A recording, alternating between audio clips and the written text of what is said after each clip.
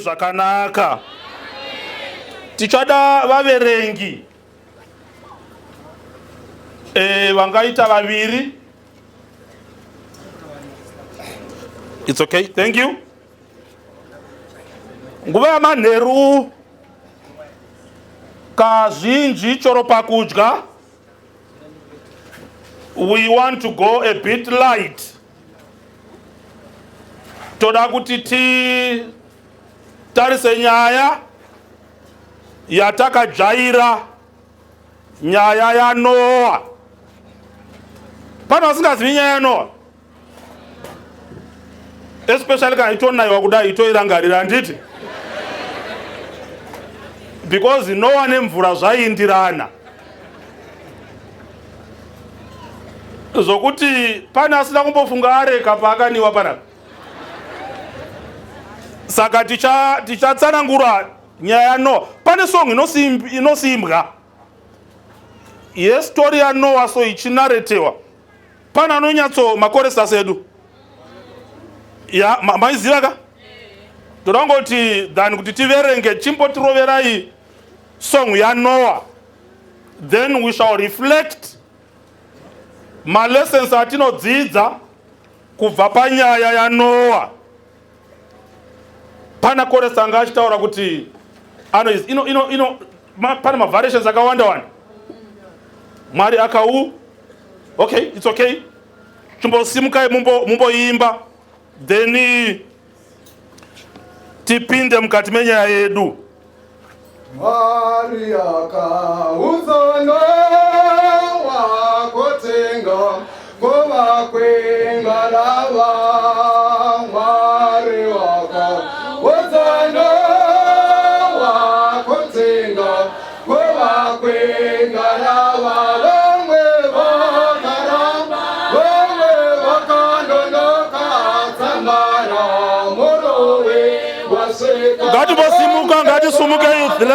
Let's utilize our energy with power.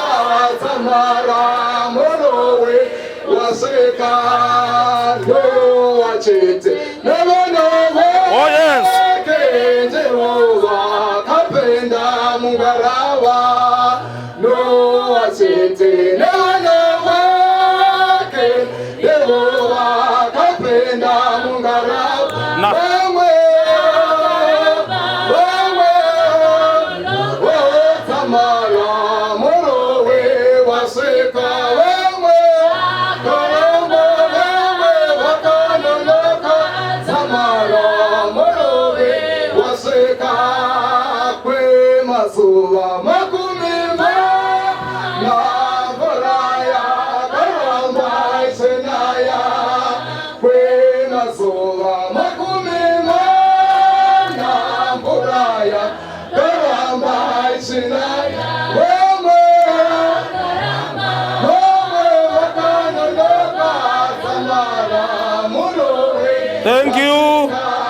Thank you so much.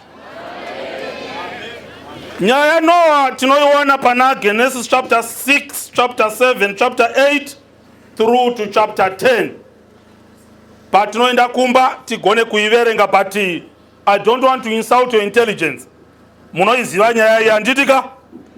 Mwari akaudza Noah ngati vake ngarava, mvura zhinji ichauya, ikauya, vakapinda mukati mengarava vakapona.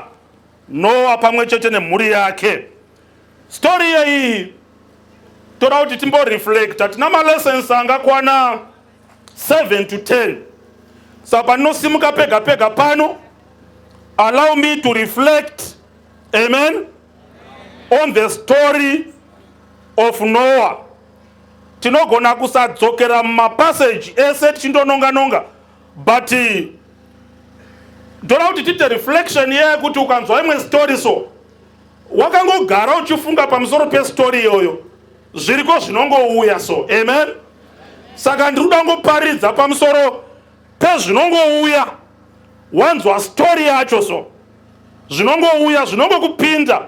It's a reflection on the story of Noah. Lesson number 1, when I hear the story of Noah, lesson number 1, kana Mwari vatendera tichabata lesson imwe kana mbiri. Lesson number 1, inotiyo, don't miss the boat. Amen? Don't miss the boat. Inotichi, lesson number 1, don't miss the boat. Danda ndiripo pamazuva Noah, story yose ichitaurwa, ndaigona kuvata zvangu. Chinzi kuchazouya mvura, kuchaitwa so, kuchavakwa ngarava, but pandende vangotaimira chete, ndepaichaperera ngarava yacho kuvakwa.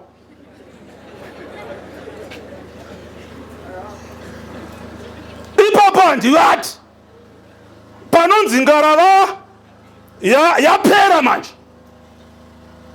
nguva yakundopinda mungarava yasvika. Ndinenge ndiripo ndostabhoni dzenyasha dzisingadi vanhu kuti munhu unogona kuita zvose zvaanoda agodhakwa agosvita mbanje sembavha pamuchinjikwa yakangotaimira noti to miss the boat. Yaita zvose kumapathfinder havana kuivona. Master guide yaitoseka vakapfeka mabhachi aya ichitopinda kundorobha mumba maelda kundobatira iro chasara yotodya chirairo ichiseredzera newhiski. But musi wacho manje yakangocalculata so ikati pano ndotopinda. Amen. Pano ndototi hai ndobva yangoti mundirangarirewo isingazivi kuti musi wakati hai wakatovhurwa. Jesu akati nhasi I tell you today ndichange ndinewo muparadhiso. Vamwe vakati kutamba parichaenda kudenga chatondevona mbavha patinoimba paya kuti he tichandoimbira kudenga ye inenge isingazivi kana himu kana one techitoidzidzisa nenge itokashamara uzvikadzi makapinda sei kanzi ndakataimira I didn't miss the boat. Fe yapinda nyasha dzinobhowa. Vari kwandofunga kuti dai anga ari mazuva ano vaitoenda kuna Jesu samaerita ngoti zvimwe zvamunoita Jesu munozotishayisa vhangeri redu simba kwete rake. Tinenge taudza vanhu kuti zvakati haupapindi imongopinza.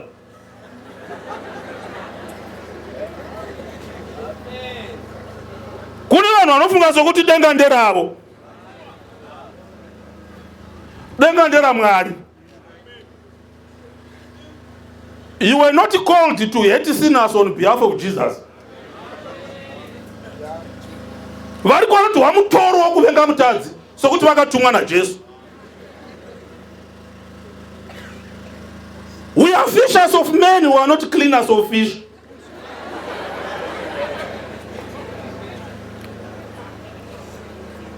But you don't miss the boat. Amen. Don't miss the unoziva munguva yose yakavaka Noa areka ka pamwe pese papasina basa.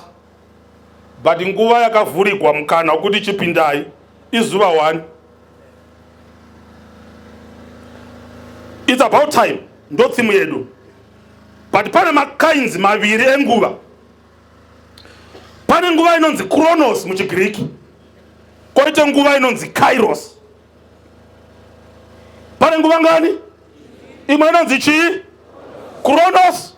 Imwe inonzi Kairos. Vakadzidza kare kuchine student companion. Taivhunza kuti what's your Chronos on your chronometer? Chronometer iwatch chinhu chinoedza nguva. Chronos inguva sokutsanangurwa kwayo in linear progression. Sokuti nhasi chingani china inguvai 7:20. Iyo yatiri kutaura yeyo ndo inonzi chini hai Chronos. Igore ripi 2022 iChronos. Chronos ati munoziva chirungu chinoti chronology. Chinobva paroot word reChronos. Bozi chronology kuteerera kwamaevents munguva. Amen. Chimwe chichitanga, chimwe chitevera, chimwe chitevera. Monday, Tuesday, Wednesday, Thursday. Chronos. That chronology yezvunhu inonzi Chronos.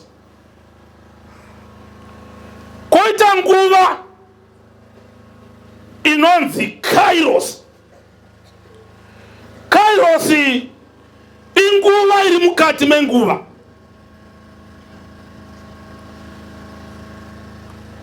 Tiritosera vana vaMwari. Inguva inonzi mukana unogona kunge une Chronos but isisina Kairos. Hamusi kundinzwa. Zvikoro zviri kuvhurwa musi wa6 or 7 I don't know. Magrade 0 ari kuenda. Tinopinda tose musi wa6 neni. But grade 0 achine mukana Kairos yokuinda ku primary. But ini manje ndikandoonekwa ndapinda mugrade 0. Maticha anotiza ndichiti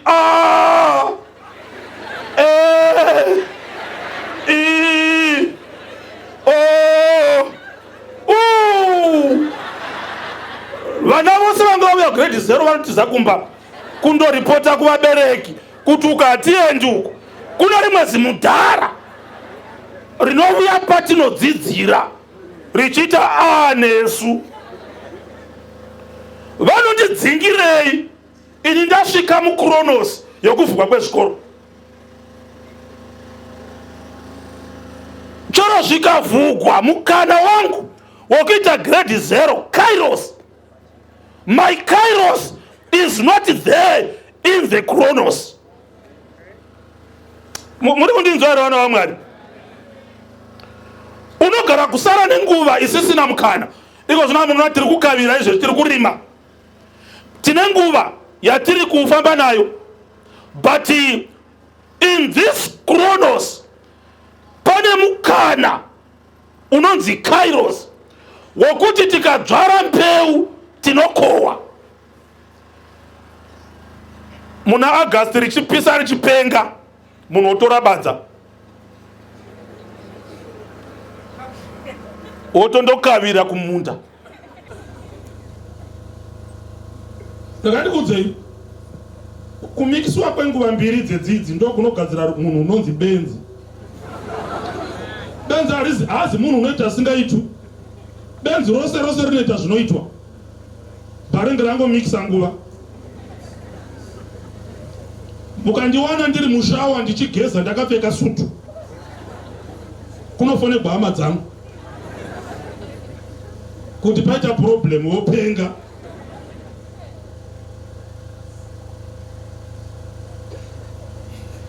Because nguva yekugeza kungomikisa nguva iyi ukazoonekwa panapa nguva yekuparidza wakashama vanhu vanotisa. But kushama chaiko hakuna kuipa panguva yekushama. Kune Kairos yako. But ukazvimikisa manje kuti osvika pamariro avatete uchitoseka. Vanhu vanoshava kuti konteipi futi zvonzi batai mwana. Wosvika pamuchato utanga kutochema chizovera pasi. Mai we. Zvine Kairos yazvo. Saka ukamikisa nguva mbiri idzi hazvifambi zvakanaka. Saka as we are progressing in time, catch the Kairos in Chronos. Don't miss the boat. Amen. Ukazoenda kubhoti ratovhagwa muzuwo hazvibetseri kuti ndasvika ndichimanya ndanga ndakapfeka hembe dzakadaka. Hazvibetseri because the Kairos is gone. You are remain with empty Chronos. Don't miss the boat. Mayuti tiri pano. Vana vaIsakari vakomana. Vana vaIsakari. Makoronika okutanga chapter 12. David una vanhu vaimutevera vamwe vanga vakawanda stereka. First Chronicles chapter 12 verse ya chimoro 25. Timbonzwa vanhu vaitevera David kuwanda kwavo. Famba. Verse number 25. Oh yes. Kuwana wa Simeoni. Varume vana simba kurwa. Oh yes. Vaiona zuru zinomwe nezana rimwe. Zuru zinomwe zvingani? Zinomwe 7,100. Verse 26. Kuvana vaRevhi vaiona zuru zvina mazana matanhatu. Mazana matanhatu 60,000 vaitevera David. But pane kamwe kaposheni kavarume vashoma shoma pavhesi ya 32. Verse 32. Verse 32. Kuvana vaIsakari. Kuvana vaIsakari vaiva varume vaiziva nguva zvakanaka. vaiva varume vaiziva chinhai? Nguva zvakanaka. Uye kuti vaIsraeri vanofanira kuitai. Uye kuti vaIsraeri vaiva mazana maviri. Hama dzavo dzose dzairayirwa navo. Oh yes. Avanga vari 200 chete. Basa ravo vaiziva chinhai? Nguva. Uye kuti vaIsraeri vanofanira kuitei panguva iyi. Only 200. It's a rare breed yavanhu. Vamwe vese tinoona ma 60,000 vaingofamba vari masoja. But pane quality yavana vaIsakari. They were few but powerful. Vaiziva zvinofanira kuitwa panguva. Vaigona kutaurira ma-thousands iwaya kuti vakomana, ino haizi nguva yekuvata, ino inguva yekuvata, ino inguva yekukohwa, ino inguva yekuipa, ino inguva yekunyarara. Ndo varume vaIsakari. I'm calling you the youth of today. Fanalai nevarume vaIsakari. Those who do know the time. You won't miss the boat. Kana chiswa chinofana kuitwa panguva. Hauvati panguva yekushunura, haushunuri panguva yekuvata, haukohwi panguva yekudzvara, hauseki panguva yekuchema, haumanyi panguva yekufamba, haugari panguva yekuzumuka, haunyarari panguva yekutaura, hautauri panguva yekunyarara. Ziva nguva. Haunyengwi panguva yekudzidza, haudzidzi panguva yekunyengwa. Ziva nguva.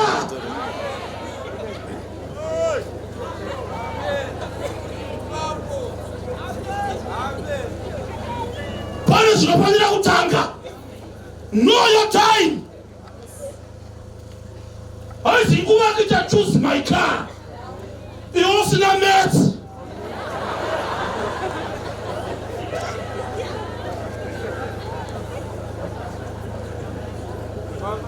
Haizi nguva yekuswera uchiona bhora rokunze uku. Iwe usina passport. Ziva nguva. Haizi nguva yekuswera uchiona TV. Inguva yekuti ugadzirire kuzobuda muTV. Ziva nguva. Ivo pa Christmas apa. Vamwe vari kudya harvest, vamwe vachidya mbeu.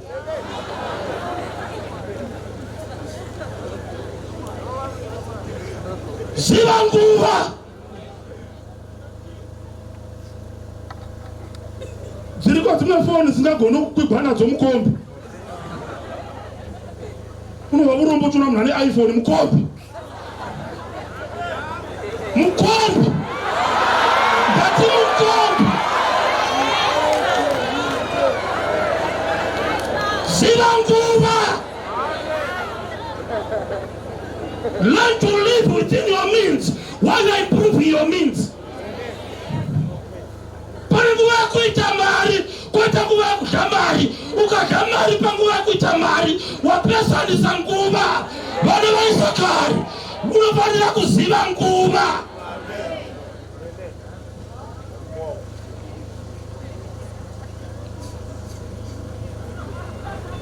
Ziva nguva. Bata mwoyo wako mutauro kuti zvinyarara wapijanisa nguva. Zvaunoshuva haizi nguva yacho. Chero kana dziri hope mukaende kuna Euta. Isai maoko pamusoro. Idzi hope idzi hadzibvi kuna Mwari idzi. Kana iri fantasy, geza mvura inotonhora. Nyaradza zvinofanira kunyaradzwa.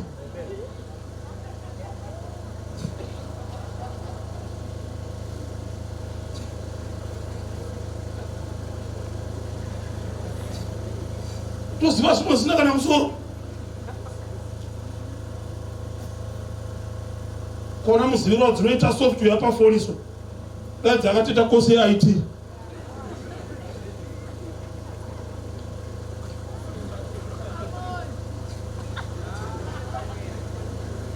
Andautora chitambi chako pakaipa andambodarira pari zvakaoma kuti kuniwa une class 2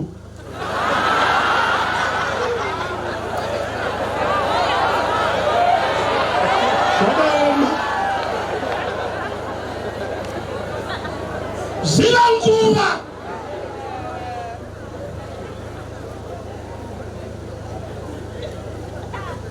usaparadzanisa nguva.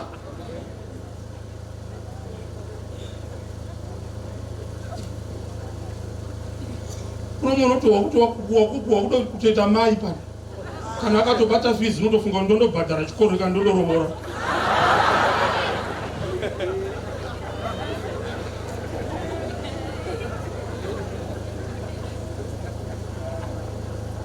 Mikana inopfuura. Amen. Tichiri youthful tine mikana. Amen. Yokuita zvinofanira kuitwa panguva.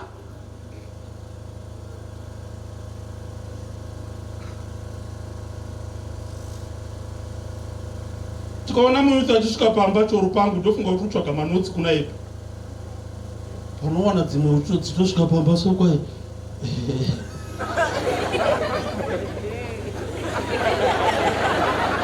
Wobvunza kuti munodei? Ndaida kuona mukomana. Chii hapana masina angu.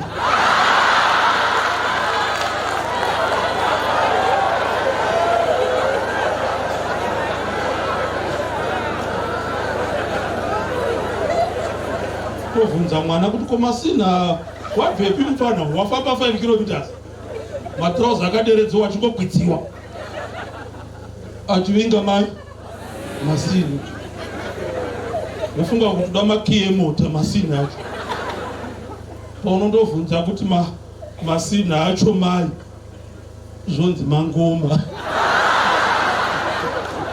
utofunga kudai ngoma yake yokuridza kuti adzidzire kuridza dai ari paflash taiti zvimwe chiCD chakatokweshera sehuyu chotogwa chonzi pfee muchijini chakadambuka zoinda namasina pokuridza masina hadzina.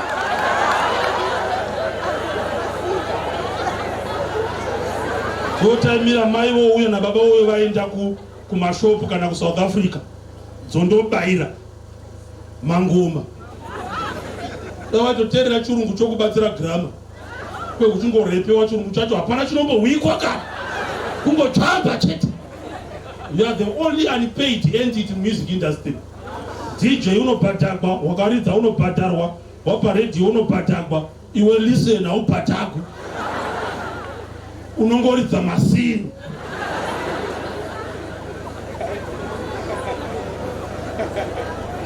Njere dzichina simba dai waidzidza skills zviri nani. Zvimavidhiyo zviri mufoni hapana kana eskiri kana one.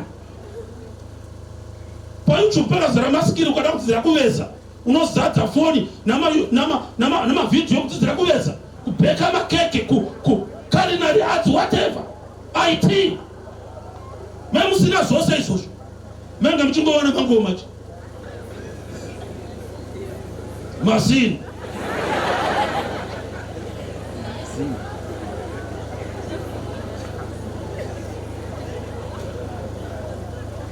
Ukaona uchirita zvokutanha uri gwachiya chi-earphone noumwe muchifamba makaita senzombe dziri pajoko umwe vakabaya chirogoma Pythagoras theorem chinosvika mato zamarenge ririko mangwani bataremera mastriti unobaremera mastriti uremera striti.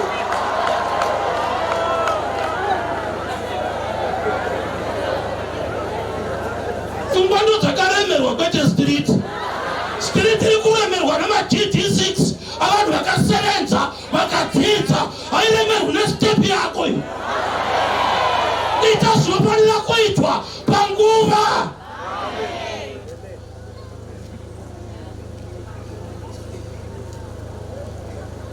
kuremerwa ungaremera street kuti wandoita sleep over inoitwa nezvikiti.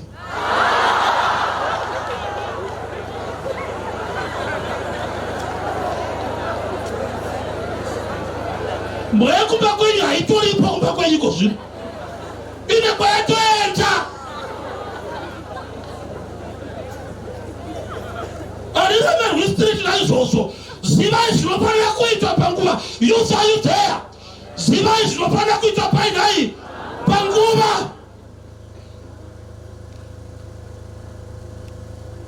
Ukaparadzanisa nguva unozomanya kuchikepe kwareka chaita kare. Ndo paunozowisisa kuti dai takaziva nguva somwana waisakara. Nofara shamwari dzangu dzemwe chechi kana dzona mata so dzetsurowa mudhuri dzichituka mweya wamadzinza. Eka unoziva ukasadzidza mufanano unokushanda nesimba ndo unenge wavadzinza rinotukwa nomuzukuru wako.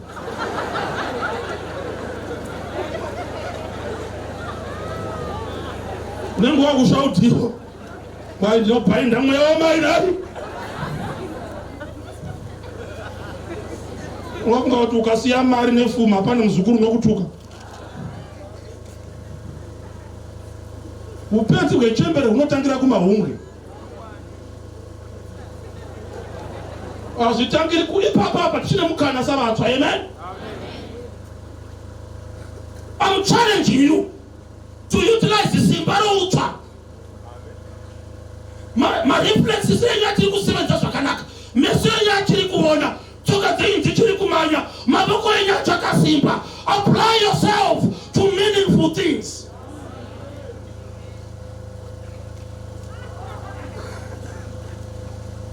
Kwete kuti murume wakaita sewe youth chinongosimudzwa chinorema chete remote.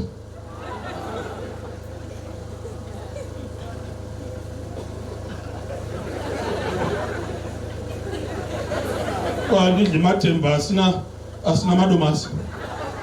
Zero rako unoshaya mutu wemhiripiri panga.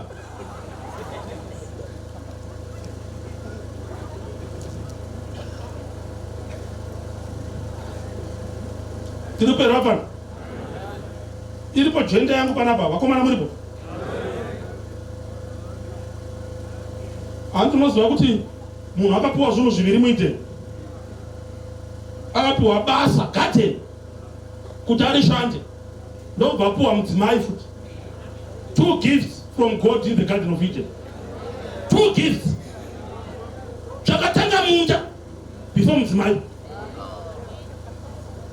Pane shasha dzavarume dzinoda kungosimbira kuna mai dzichisiya munda.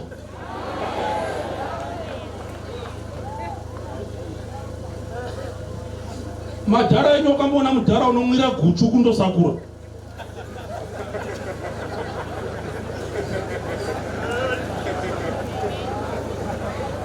Guchu kana richisvekwa so kumwira bedroom kwete garden. Ndoshumudzai mivasikana kana muchivavona. Mari yokutenga mengo hadzina, mumengo wacho kumba hadzina, dzoda mukadzi.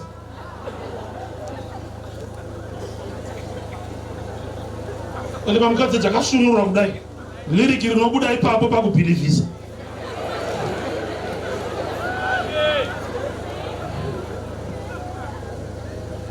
Usateerera seng'ombe inoenda kundourawa uchipurudzirwa nomunhu usingagoni kupurudzira badza.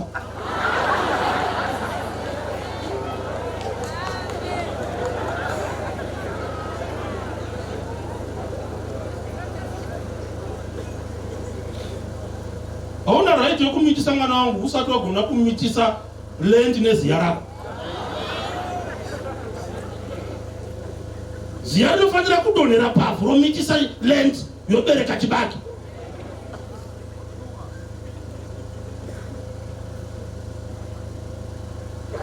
Kugugula mastaira ebedroom tadza kugugula mastaira kuri mabambai. Wamanya!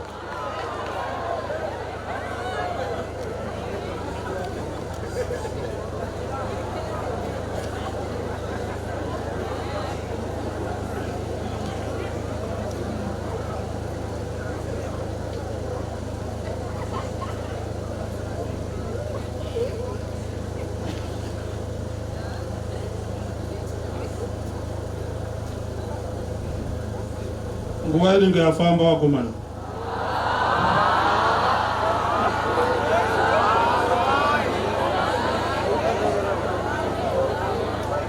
Mwari atiitire zvakanaka. Shandisai mukana wamunawo weyouth, amen, to apply yourself unto meaningful endeavors. Usangeta musoro wokukama.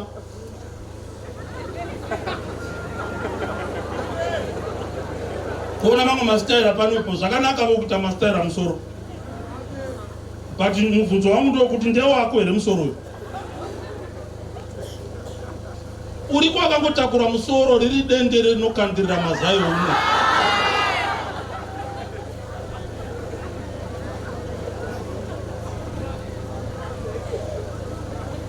Kundogadzirisa musoro usingashandi unongofungirwa. Unotozviona ipo panapa dai ndaida kuita survey yacho tarisina vanhu vose 3000 pano pamusangano pano taingotsvaga 10 headquarters dzavamwe tondoungana navo muconference toti chidzokerai mundomitisa musoro yavamwe. Unotozviona ipo panapa kuti headquarters unotungamira iwe akangoda kuenda kutoilet iwe wototevera usingakoni.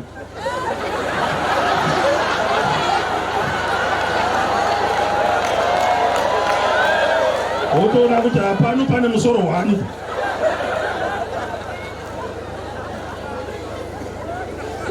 Usati wati amen wana kibande shoko unongotanga watara headquarters yaro gai.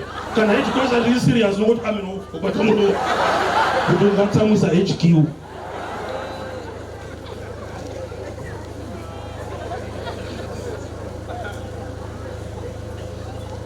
Ausadambona munhu usingafungi kana choro panyaya unenge achikotenderedzwa navanhu. Uye unofunga kuti amesi unogona, unogona but haagoni. Hawapera but anatopera shuhana kudatopera.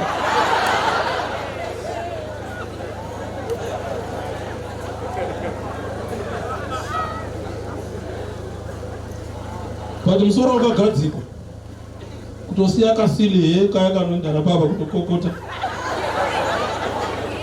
What do not the hair is not silly but the mind.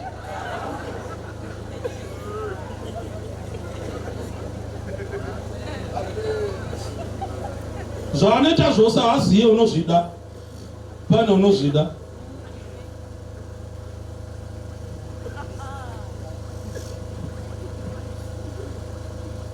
Mwari dai atiitira zvakanaka.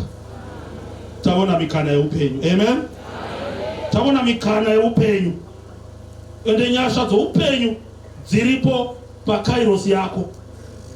Usazodzitsvaga ndokunga muna matoro unomboiswa sure. Ndikada kutanga kuna matraiko zvinongwa ndibetserevo ndide grade 0. Mwari anoti mudhara nyarare. Let me tell you, zvimwe zvatinomanyira tikazosvika pazvirika panguva yazvo zvakatitorera nguva tinotozokashamara kuti chii. Muparidzi shamwari tivhare paida mwari wako, amen. 12 pa1 inoti chii. Muparidzi. Chapter 12. Oh yes, verse 1. Verse number 1. Oh yes. Rangarira wamusiki wako pamazuva ujaya bwako. Amen. Mazuva akaipa asati asvika. Amen. Namakore asati avapo. Oh yes. Panguva yauchazoti. Handifariri izvozvo. Tiripo here youth. Mune mukana. This is your Kairos. Yokuda Mwari wenyu nokumurangarira. Mazuva akaipa asati asvika. Auchazoti hatifariri zvipi nai izvozvo. Iko zvino intellect yenyu chakatezverwa. Pamunodya zvichinaka idai Mwari wenyu. Pane mazuva akaipa achauya. Masiya haragwa kumbaini inoti kana iri pamushana so munotoyeudza kuti sekuru hausiri mushana ravazuva.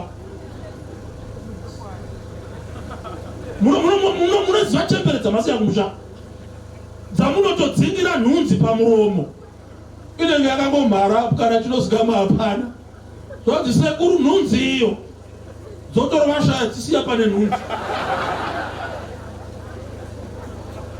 Nguva yakaipa ichasvika yauchazoti unoda kuruva mosquito coordination hapachina unotozoirova yatoenda wongoita kuvukira. Mazuva akaipa ari kuuya. Invest yourself muzvinhu zvaMwari. This is your time. Pane nguva yekuti yokunakirwa neshoko inguva ino. Pane nguva yekuti chokaverengera mudhara bhaibheri kana chinokupa hapana. Sechikoti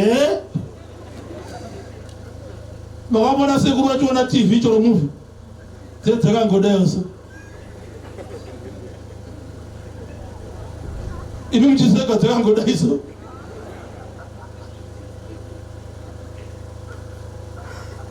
Pane nguva yekuti unenge wogara woshandisa zvawakabhenga. Amen. Panguva yeKairos yako waakungodzosa vhangeri rawakavharira mauri. Amen. Mamemories awakaita akanaka ari mauri yava nguva yereflection. But kana wakashandisa nguva yako zvakaipa yoKairos unenge ungohaundiwa. Chero wakagara pamushana hapana chinofungiwa, kungovhumuka. Enda undoona mahospitali so uri kwamo usingavati kungovati ho zvinovhumuka kana ngotavira so pasina warova.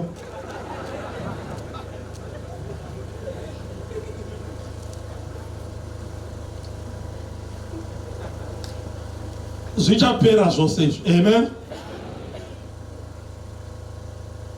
Vasikana 6 pack ichapera. Inenge yava hombodo severembera zvokuti ukavhura unogona kuita hombodo yekangarui.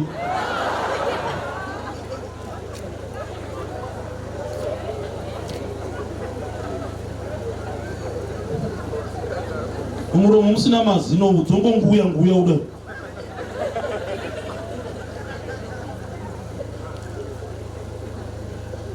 Kevi mfana nongoita somutariko wenyama.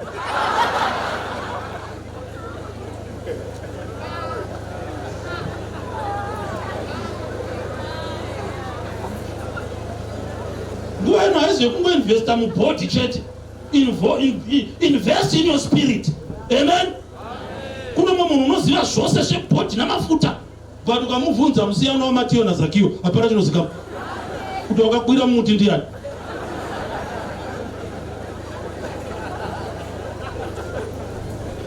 Tichingoinvesta mumapubhisi chete. Pane nguva yekuti pauchabvisa bhurawo ungati zidhori roowari. You want to maintain that forever. Loita se pata. You want to maintain that forever. It's your Kairos to invest in things zvinogara.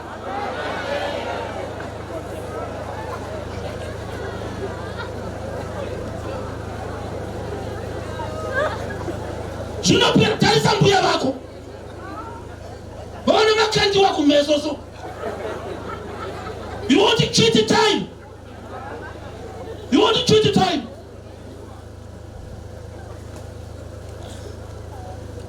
Nguva inosvika mufana swagi pasisina.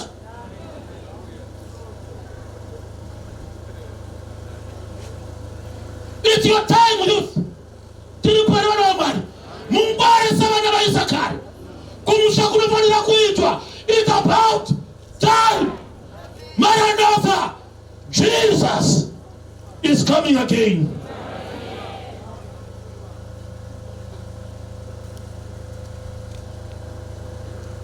Pane chitoro andichaikorevi kwachaiva chakanyogwa kunzi chaitemura chava kuseva ndobva chambotengesa chikaita mbiri ndobva chazobhuroka. Vapana vakatora madhiramu vakakwira vakati chaiseva chotemurazve.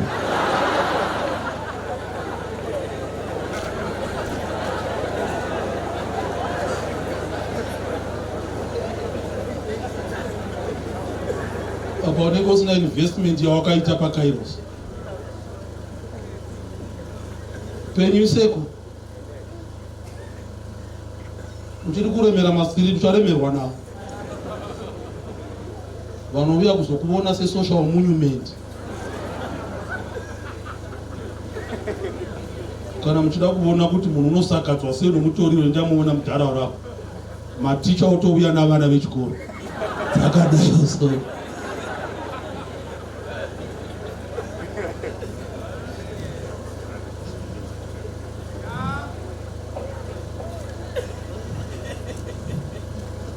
Mwari datibatsira mayuthi kamukana kanopera ka amen but kashandise zvakanaka you won't regret. Don't miss the boat. Amen. Don't miss the what? The boat. You have your target and your focus sure. Zuzerchoro zodini mboti ndinopinda. Boat ndinopinda. In all aspects of your life, ziva zvakakosha and target that. Mwari datiitira zvakanaka. This is our night's reflection on the story of Noah. Ngatisangane mangwana. Reflect on another one. Mwari atiitire zvakanaka tiropafadze. Amen.